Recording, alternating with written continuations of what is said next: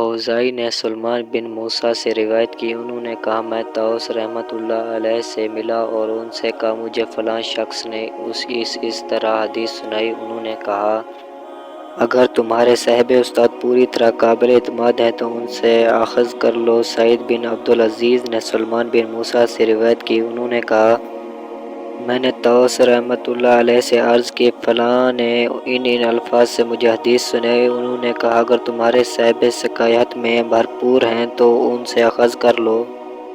عبد الرحمن بن ابی زناد نے اپنے والد سے روایت کی، کہا میں مدینہ میں 100 اہل علم سے ملا جو دین میں تو محفوظ و مامون تھے، لیکن ان سے حدیث اخذ نہیں کی جاتی تھی۔ کہا جاتا تھا یہ اس علم کے اہل نہیں۔ مصر سے روایت ہے، کہا میں نے سعید بن ابراہیم بن عبد الرحمن بن عوف سے سنا، کہہ رہے تھے سکہ راویوں کے علاوہ اور کوئی شخص رسول اللہ خاتم النبیین صلی اللہ علیہ وسلم سے حدیث بیان نہ کرے۔